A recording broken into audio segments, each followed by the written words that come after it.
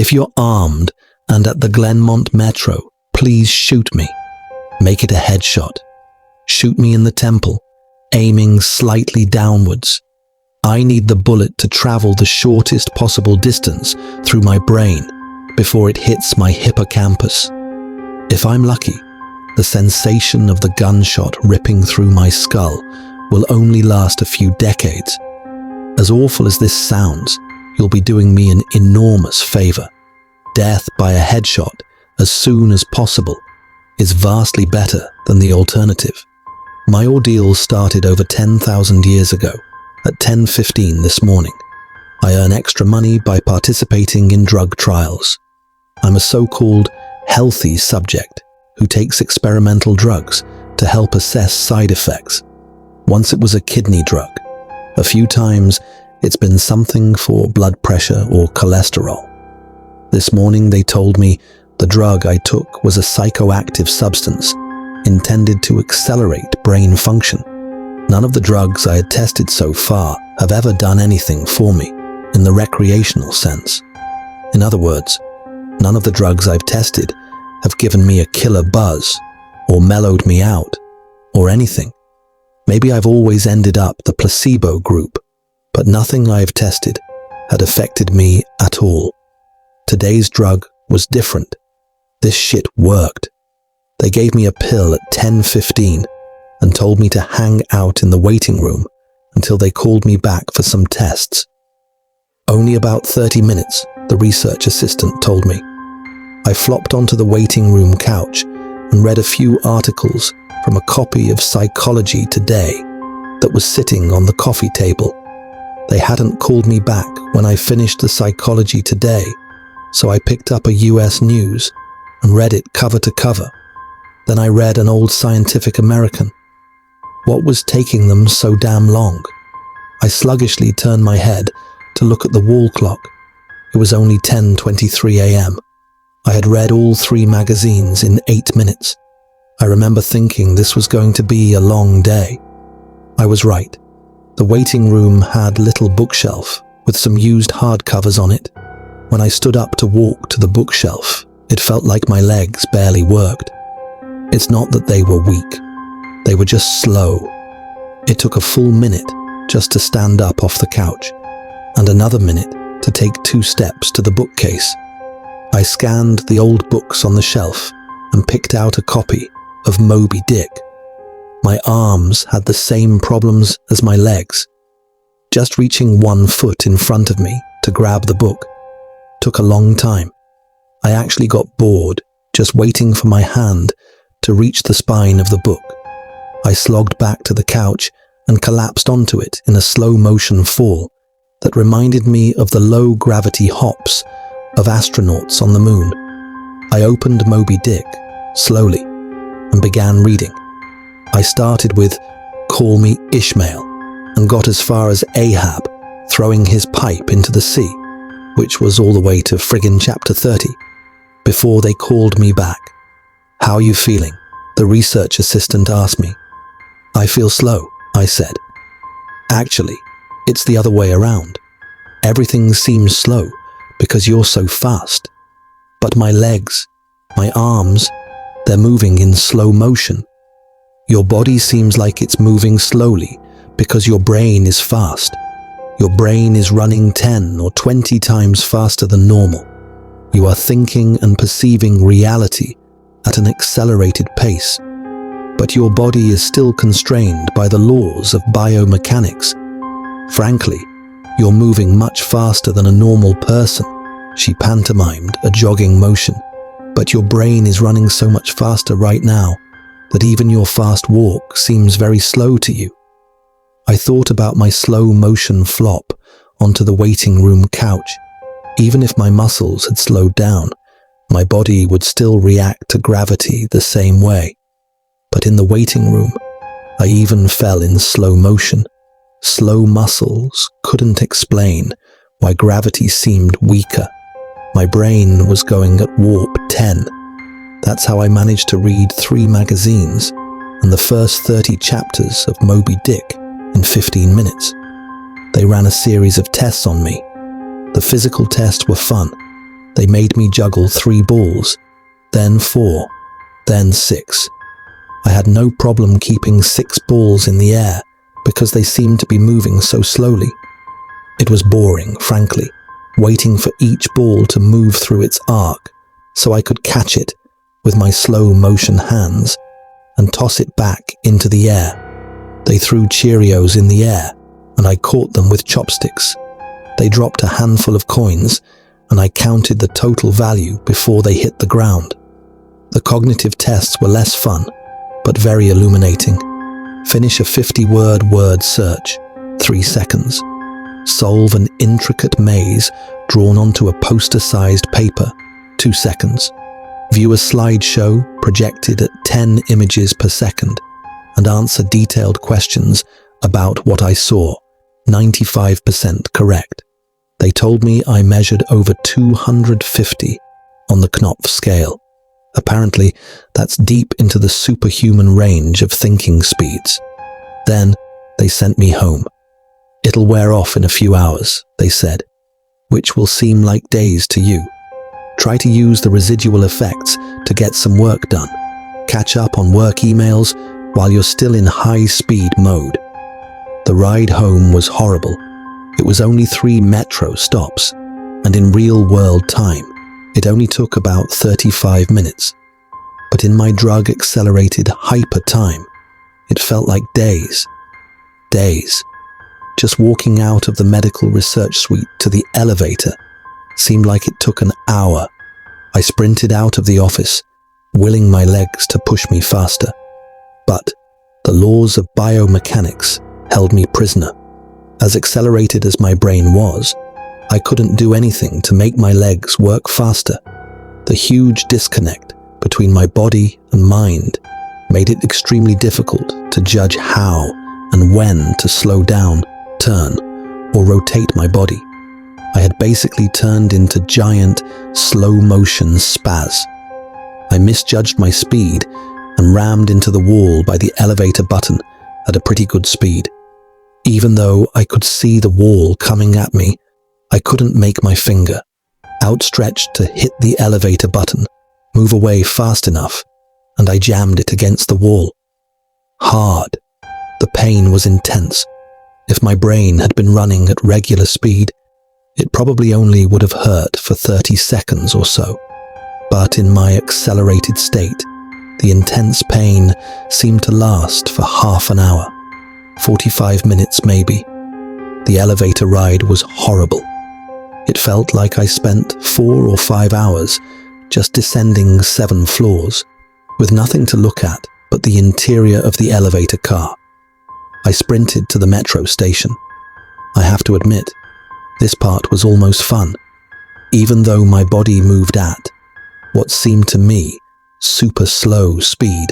I could still carefully choose how and where to place my feet, swing my arms, and turn my torso.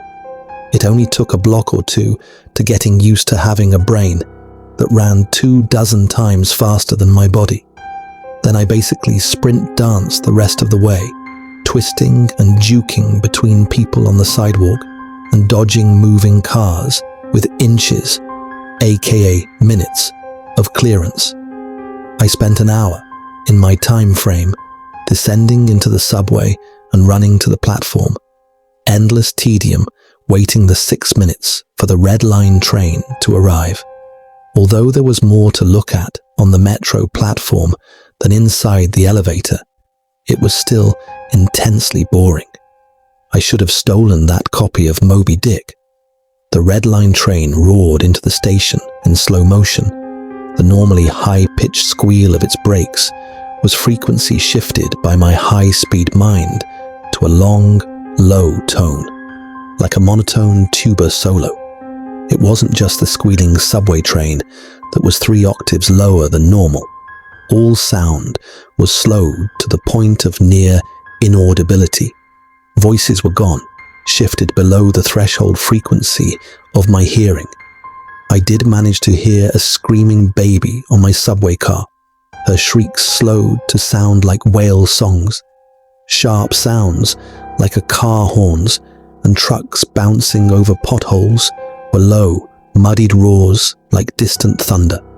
Back at the research offices, I could still hear and communicate with the research staff, but now, verbal communication with anyone would be impossible.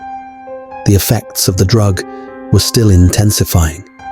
I spent what seemed like days on that fucking Red Line train. Days, listening to the wail song of the screaming baby and the tuba solo of the brakes, where ordinary voices were frequency shifted out of my audio range. Smells didn't seem to be affected. I never became nose blind to the body odor, the stench of the train's brakes, a melange of farts and other smells wafting through the metro car. I finally got back to my apartment, sprinting through my open door and into the front hall at full speed was like a slow, relaxing drift down a lazy river. I was relieved to be home. At least I had stuff I could do there. I picked up the book I was reading, 100 Years of Solitude, and finished it, despite turning the pages so quickly that I tore many of them. It seemed like most of the time I spent finishing the book was spent on page turning and not actually reading. 3 minutes had passed since I got home. I tried surfing the internet. My God. It takes a long time for computers to boot these days, but it was too frustratingly slow. Hours, seemingly, to load each new page, and a fraction of a second to read it. 100 articles in my newsfeed read, and just 3 more minutes done. I dipped into my pile of yet-to-be-read books and finished 2 more. 4 more minutes had passed. I decided to try to sleep off the remaining effects of the drug. Unfortunately, whatever part of my mind is responsible for perception, the part that's been accelerated to hyper speeds by the drug, isn't the same as the part that governs sleep. Despite being awake for what I perceived as days, my physical brain still thought it was 1:25 p.m. It was not ready for sleep. Nevertheless, I tried to sleep. I walked to my bedroom, a slow 45-minute drift through my apartment, and flung myself into bed, lazily falling like a feather onto the mattress. I closed my eyes and lay there for hours and hours, 10 minutes of reality time, before giving up. Sleep would not come. I was facing what was going to feel like days, or maybe even weeks of being trapped in a slow-motion prison. So I took an Ambien. The sensation of the pill and the splash of water I used to swallow it, sliding my throat, was sickening. A lump that blocked my breathing, moving like a slug down my esophagus. I read a book. 10 minutes had passed. I read another. 18 minutes since I took the Ambien. I threw the book across the room in disgust at my situation. The book slowly pirouetted and spun through the air, like a leaf blowing in a breeze. It hit the wall with a long, faint rumble, the only sound I had heard for what seemed like hours, then drifted to the floor like a flip-flop sinking in a swimming pool. The force of gravity hadn't changed since I took the pill. The laws of physics were the same. It was just my perception of time that had gone wackadoo. This meant I could use the speed things seemed to fall as a way of judging the effects of the drug. Based on how long it took the book to drift to the floor, I estimated the effects of the drug were still intensifying. I read a magazine. I turned on the television. I clearly saw each frame of video like I was watching a slideshow. Frustrated, I turned the television off. I read some more. The first 2 books of Churchill's A History of the English-Speaking Peoples. Not exactly a light read. Frankly, I hated it. But given the hours of tedium it would take to go get another book off my bookshelf, just sitting on the couch and reading Churchill was better, or at least less worse. It had now been 35 minutes since I took the Ambien. I lay down on the couch and closed my eyes. Time passed. I inhaled, an hours-long process. Time passed. I exhaled for more hours. Sleep would not come. I needed a new plan. I decided to go back to the offices where they gave me the drug. Maybe they would have something that could counteract its effects, or at least something to knock me out until it wore off. I exited my apartment as fast as possible, taking hours in my time frame to do so. I didn't even bother locking the door. It would have taken too long. Down the stairs, it's faster than the elevator if you run. Through the lobby, out the front door, and onto the street. These few things felt like a long day at the office. Sprinting down the street, dancing and weaving between pedestrians with what must have looked to them superhuman dexterity. Down the first flight of stairs at the metro, across the landing, another hour, then onto the second flight of stairs. That's when the Ambien hit me. The Ambien didn't make me sleepy. Not at all. Instead, it must have had a severe cross-reaction with the experimental drug I took this morning. I was bounding down the second flight of stairs, moving in slow motion, but still making perceptible progress. Then, wham! Everything stopped. The dull roar of the street and metro noise ceased, replaced by the most perfect silence I've ever experienced. My downwards motion seemed to completely freeze. Before the Ambien kicked in, my perception of time was maybe a few hundred times slower than real time. After the Ambien took effect, time moved thousands of times slower. Every second seemed like days to me.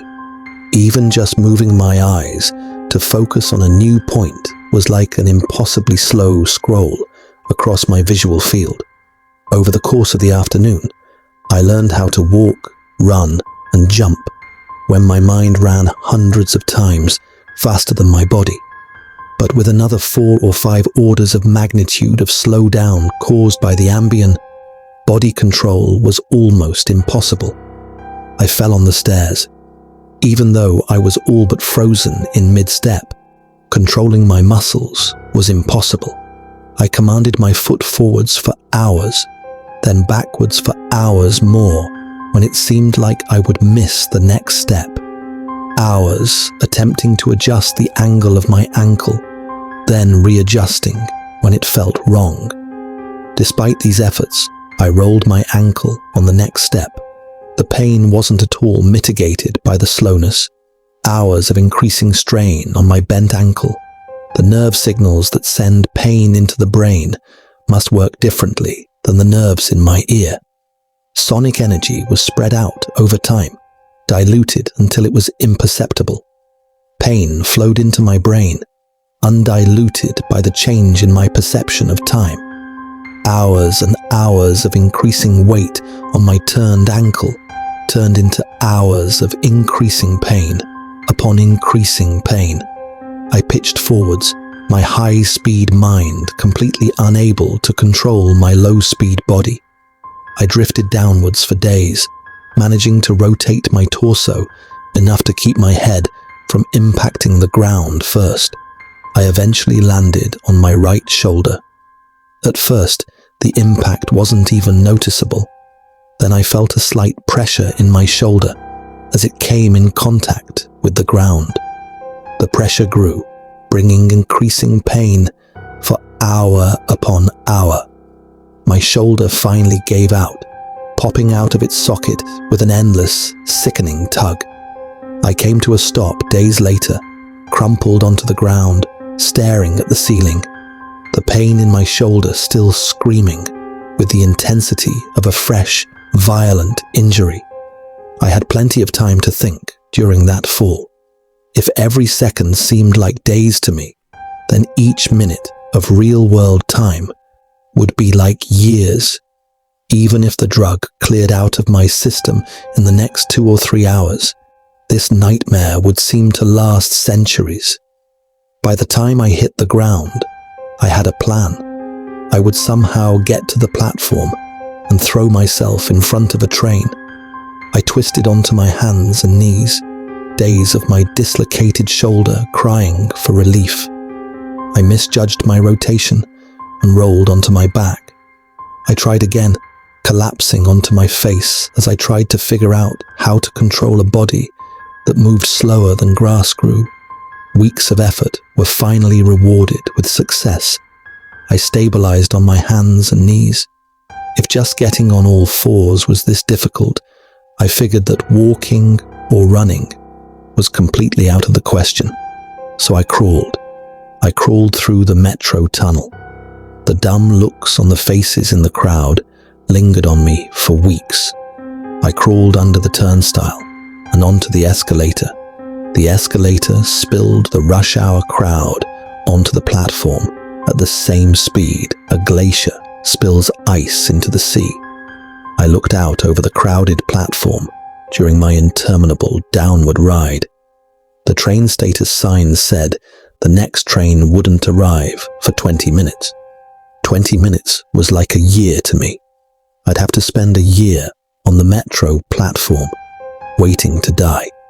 I crawled off the escalator, enduring days of stupid expressions on the commuters' faces.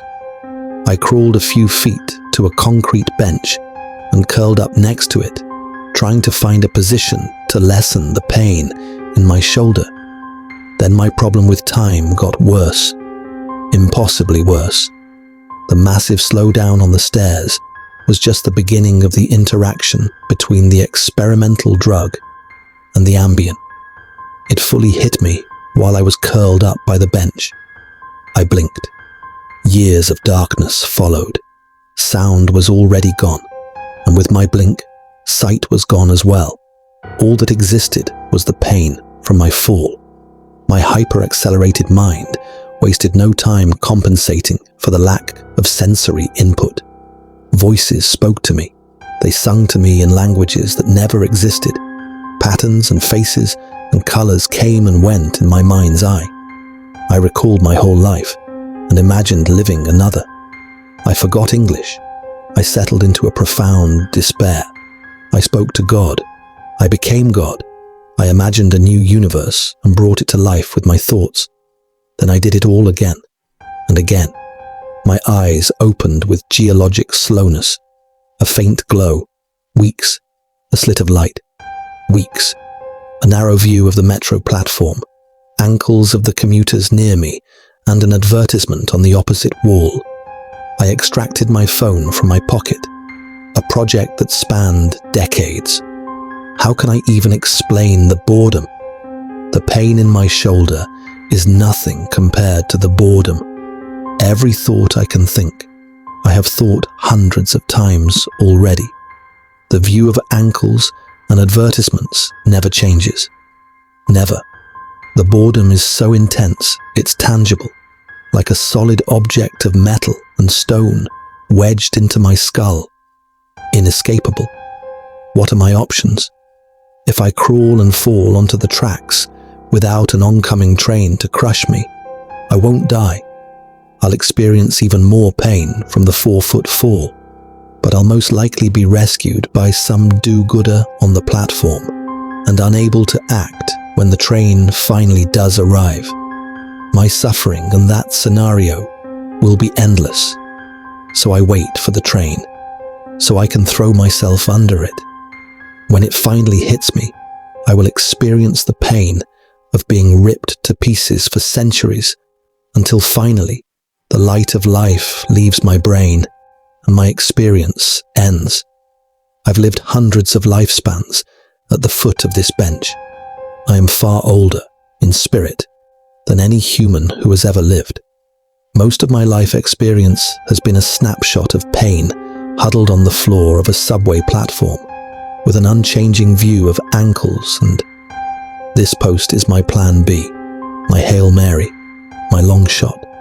I've spent lifetimes typing and posting this message in the hope that someone will read it and become convinced that my suffering must end. Someone on this platform right now.